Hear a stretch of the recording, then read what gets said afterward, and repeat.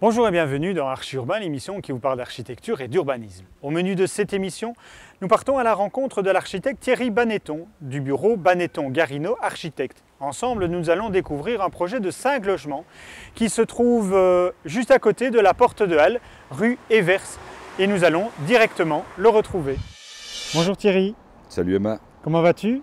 Fantastique. Ça fait combien d'années qu'on ne s'est vu? 4 ans? Je pense, oui, à peu près, 4 ans. On avait vu les jardins d'Alexandre, c'est là où tu as ton bureau. C'est là où tu habites aussi, je ne sais plus. C'est plus là où j'habite, mais c'est là où j'ai mes bureaux, oui, tout à fait. Parce que les choses étant, on a eu besoin d'espace en plus. Et donc ton appartement est devenu, devenu le bureau. Une salle de réunion supplémentaire, et voilà. D'accord. Mais bon, donc on est à Forêt là-bas. C'est quand même un quartier qui se développe très fortement pour l'instant.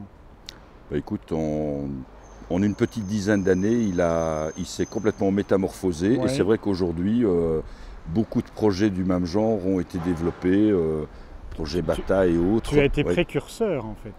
Wow, précurseur, c'est un grand mot, mais je trouvais l'endroit sympa et avec un beau potentiel. Donc, on était dans le bon, ça veut dire qu'on était dans le bon. C'est vrai. Voilà. Alors on va voir si tu es dans le bon et précurseur. Ici nous sommes rue Evers. Evers ou Evers? Evers. Evers.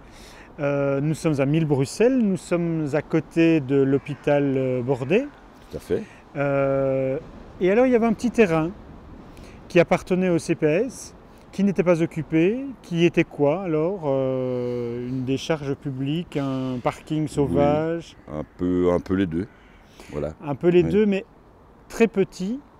Extrêmement petit, étroit, assez long. Mal orienté par rapport à la rue? Pas très bien orienté par rapport en tout cas à la rue Evers. Oui. Et enserré avec des bâtiments du ministère des Finances qui font entre 8 et 10 étages. Et à l'arrière des bâtiments qui se trouvent le long du boulevard, qui sont aussi des propriétés du CPS. C'est ça. Voilà. Si je bouge la caméra, les bâtiments, ça c'est l'arrière des maisons du CPS. Du CPS, tout à fait. Okay. Oui. La demande du CPS, c'est quoi alors? Un programme de logement maximaliste. Ici, en l'occurrence, on a pu en réaliser 5, dans les gabarits autorisés par la région bruxelloise. Donc vous ne pouviez pas faire du 10 étages comme en face? Ah ben non. Non. Ça, c'était pas permis. Ça, on pouvait, il fallait rester plus. s'aligner par rapport aux autres maisons plus anciennes. Au gabarit, en fait, des logements qui existaient. D'accord. Donc ça fait 5 logements. Comment est-ce que vous en êtes sortis en fait? Je pense que là, c'est l'idée originale et peut-être primordiale du projet. On a vraiment été chercher les limites au centimètre de tout ce qu'on pouvait utiliser comme espace. Et on a fini par pouvoir réaliser 3 simplex et 2 duplex qui correspondaient au programme du maître d'ouvrage. C'est ça, mais c'est surtout de ne pas justement orienter le bâtiment sur la rue Evers, mais de le mettre sur parallèle aux façades arrière. Oui, c'est ça.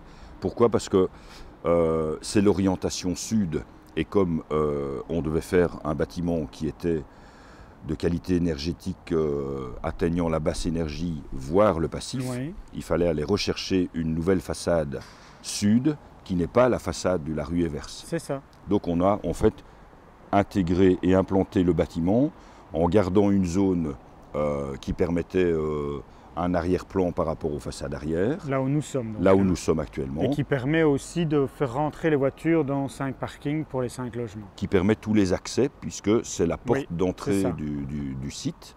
Et puis construire un bâtiment très étroit et très long, offrant une façade sud maximale pour avoir un développement d'ouverture maximale, le mieux orienté par rapport à ce qui était à notre disposition.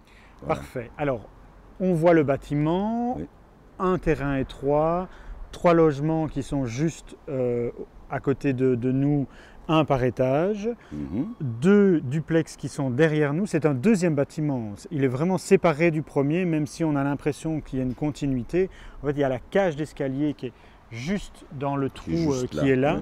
Et donc, cette cage d'escalier fait la liaison entre les 2 bâtiments. On a vraiment 2 bâtiments différents.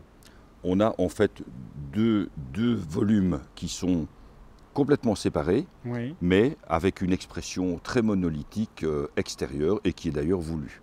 Donc ça veut dire que même cette cage escalier qui est extérieure est habillée avec le même bardage. Pour la cacher.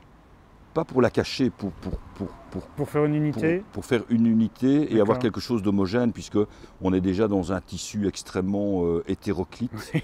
Et donc on voulait quelque chose d'assez homogène, qui est une expression uniforme, oui. comme un seul ensemble. D'accord. Voilà. On voit donc bien évidemment que tu as pris du bardage bois, un bois assez brut. Pourquoi du bois et pourquoi ce bois brut?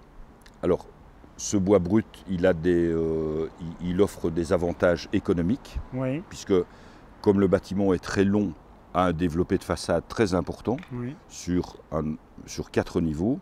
Et donc il fallait trouver un matériau qui soit efficace, pérennel, qui ne nécessite pas d'entretien et qui a un rapport au niveau du coût qui reste très intéressant et qui permet aussi, dans les limites de son utilisation, des transparences, comme je le disais pour la cage escalier, ou certaines baies sur la façade nord qui sont...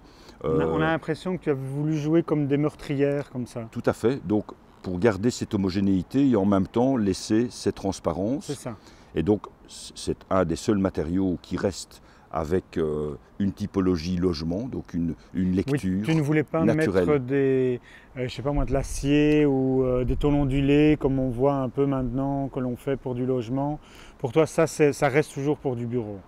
Je trouve que les matériaux qu'on utilise doivent avoir ou doivent donner une image correspondante à la fonction. Et donc, ces bardages dans lesquels on retrouve des trames, des joints, etc., sont certes intéressants pour beaucoup d'utilisations, mais en matière de logement, quelque chose avec une simplicité et l'utilisation à la limite du matériau permet justement, au travers de ces simplicités, d'avoir quelque chose d'élégant.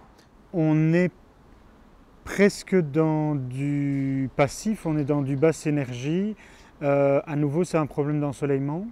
Absolument, parce que sur les calculs, si on fait abstraction de l'ensoleillement, le bâtiment est passif. Oui. Mais de par ces contraintes d'orientation qui étaient données par le terrain, évidemment, les 2 premiers étages à cette époque-ci de l'année, par exemple, ne sont pas suffisamment ensoleillés que pour considérer que ces apports sont suffisants dans le cadre du passif. Et donc, ils ne sont que basse énergie à cause du problème de son implantation. C'est ça. Oui. Par contre, malgré ce projet très compact, chaque logement a une terrasse et même le duplex que l'on voit ici a un petit jardinet. Ça, c'était une volonté quand même de donner un espace extérieur à chacun. C'est pour toi le minimum à donner pour vivre en ville? Je trouve que c'est quelque chose qui est une qualité d'habitabilité et quand on peut le faire, et on peut toujours essayer de le faire, de donner un petit espace de terrasse ou de jardin à un logement est bénéfique, surtout avec un terrain comme celui-ci où on a une densité. Là, dans le parking et l'espace dans lequel nous nous trouvons, c'est en même temps un espace de circulation, mais c'est aussi un espace de jeu pour les enfants. C'est un espace polyvalent qui est sur la propriété, qui est en regard direct avec le trottoir, mais qui peut être complémentaire au programme de logement. Tout à fait. D'accord. La construction du bâtiment, ça a été compliqué? Oui. Enfin, compliqué. Ça a pris 6 mois? Non, le chantier a globalement été réalisé dans un délai extrêmement raisonnable. Il a été compliqué dans la mesure où c'est la première fois qu'on a utilisé des systèmes de voiles en bois pour un bâtiment de ce niveau-là. Ça veut dire que les voiles de bois sont régulièrement utilisées pour des habitations classiques, villas ou petites maisons d'un rez, un étage et une toiture. Ici, on est avec 4 niveaux hors sol. Et donc, c'était la première fois qu'on réalisait un immeuble avec des voiles en bois, tant pour les parois que pour les sols, que pour les toitures, etc. L'armature est en bois du bâtiment? Toute la structure, hormis les colonnes de l'espace du parking. C'est ça, donc ce qu'on voit, les colonnes, donc le rez-de-chaussée est en béton. Le rez-de-chaussée est en béton et tout le reste, à partir de là, est complètement réalisé en bois. C'était du préfabriqué? Ce sont des voiles préfabriquées, qui sont préfabriquées en usine et qui doivent être calculées au millimètre et dans lesquelles on intègre toute la technique. Donc ça nécessite, c'est pour ça que je dis on ne peut pas rajouter de prise après. Ben, c'est-à-dire qu'on peut toujours le faire, mais alors ça devient apparent et ce n'est pas vraiment la volonté. Donc on doit penser l'évolution du bâtiment et on doit penser toute la technique intégrée dans la construction des voiles en bois. C'est pour ça que ça a été compliqué à la mise en place et à la conception de tout le modèle avant fabrication. Par contre, la construction du gros œuvre a duré en tout et pour tout 12 jours. On peut se servir des voiles de bois à titre de parachèvement intérieur. Donc ici, par exemple, on n'a pas de plafonnage, on n'a pas de plafond. Les gens vivent dans un chalet suisse ou Un chalet suisse contemporain, mais avec une expression, une ambiance, une odeur aussi, qui est du bois, donc qui est du résineux, et qui donne un caractère assez atypique et non habituel de ce type de logement, mais qui donne aussi une atmosphère et une ambiance très sympathique.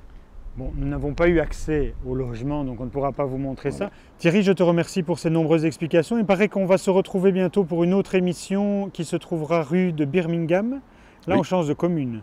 On change de commune et on change de style et on change complètement radicalement de projet, puisque là-bas, c'est une rénovation d'un ancien site industriel.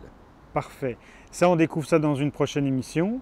D'ici là, vous pouvez voir et revoir celle-ci et bien d'autres sur le site www.archiurbain.be. Merci beaucoup et à bientôt. Au revoir. Au revoir.